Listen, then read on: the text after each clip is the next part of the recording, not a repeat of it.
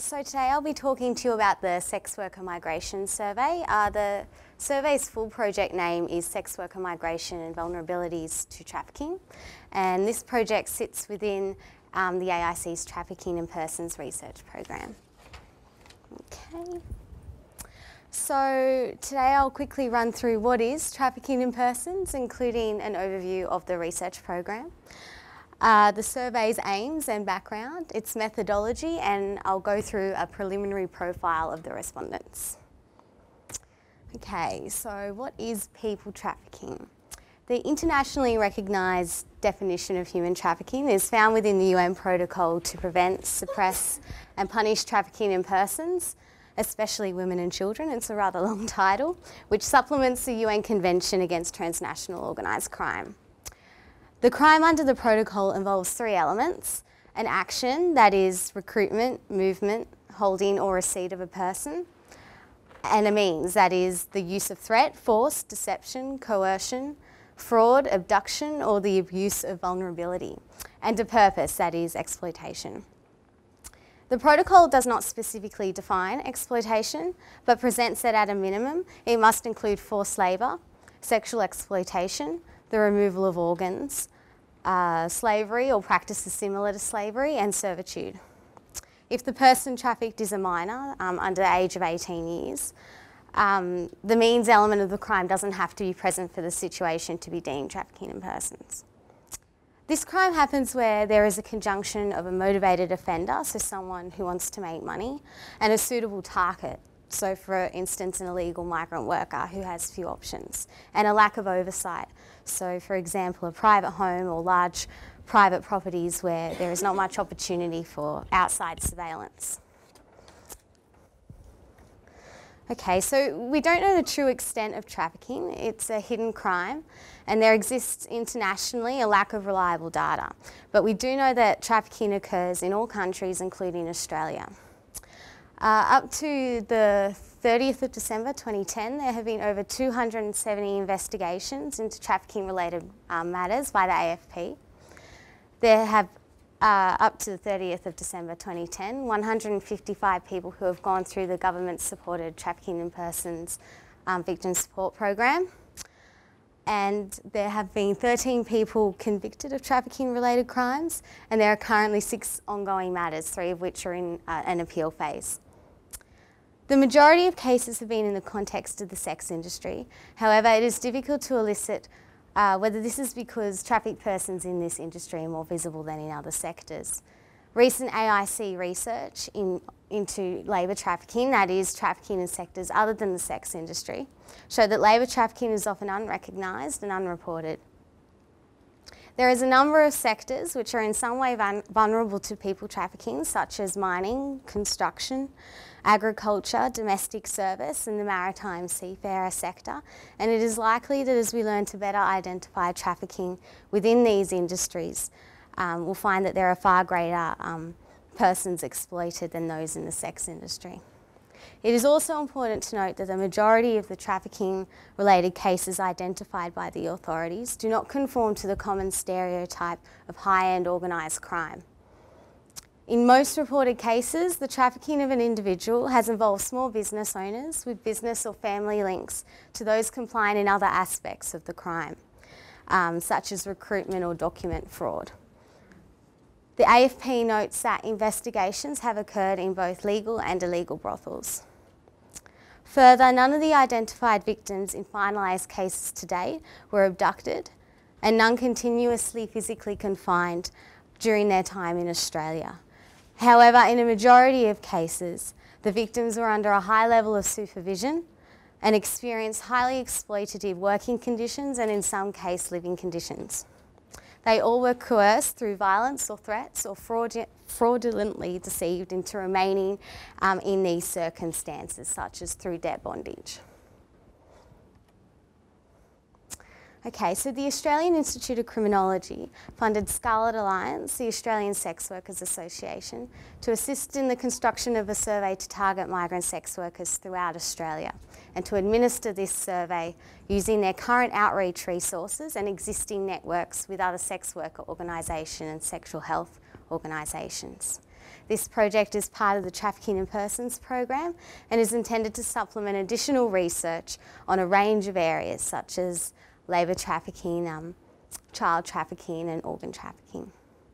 It focuses with a focus on Australia and the Asia Pacific region. This project involves the collection of primary data on migrant sex worker population, which has been identified as an at-risk group for trafficking. It is an area in which there is a paucity of primary research, a gap which this project aims to address. A publication on the preliminary results of this survey will be released in August or September.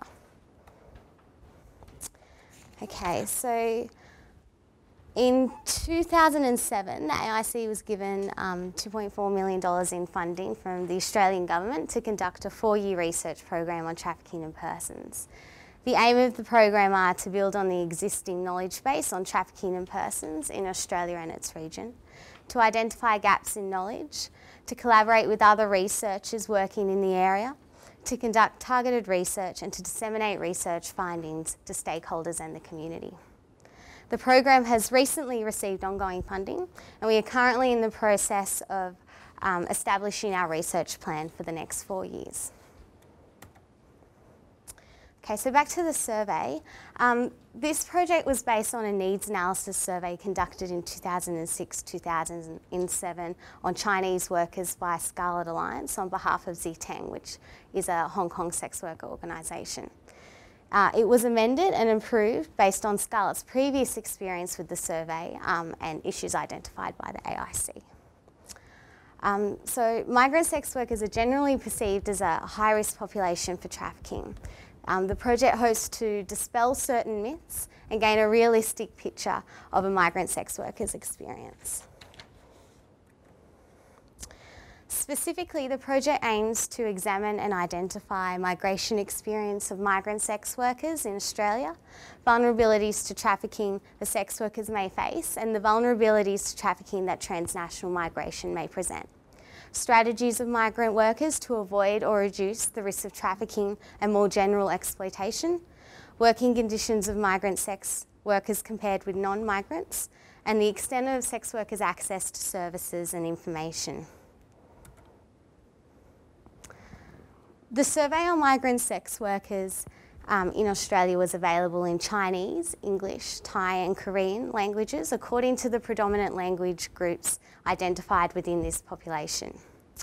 The survey was administered across 6 states and territories, namely Sydney, Newcastle, Melbourne, Adelaide, Canberra, Perth, Kalgoorlie, Brisbane, Townsville and Toowoomba. The questions were asked on demographics, migration experience if applicable, work conditions and experiences and access to services. A steering committee composed of sex workers with Thai, Chinese and Korean backgrounds provided essential input into cross-cultural issues during the expansion and amendment of the initial 2006-2007 survey. Meetings were held by the committee with Scarlet Alliance every 2 months during the construction, administration and analysis of the survey. All survey collectors were currently or had at one time worked as a sex worker.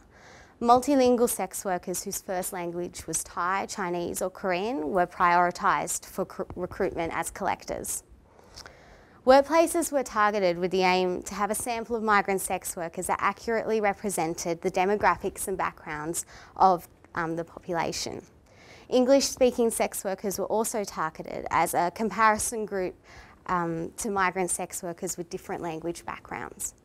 The aim was to also target workplaces across a range of sex industry workplace types and premises, with a particular consideration for places that had anecdotally been identified as having poor working conditions or known to be investigated by the AFP or the Department of Immigration. Okay. So I'll now go through the preliminary results outlining the basic demographics and work conditions of respondents. Overall, 592 surveys were included in the analysis. Okay, so the majority of those surveyed were located in New South Wales, It's important to note that this isn't indicative of the size of the sex industry or the extent in each of the listed jurisdictions, but reflects the fact that Scarlet Alliance are based in Sydney, and therefore more comprehensive collection rounds were conducted in this city.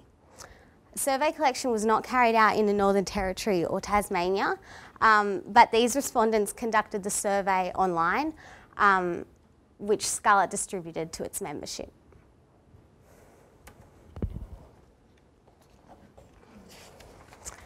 Okay, so the majority of respondents were aged between the ages of 25 and 39.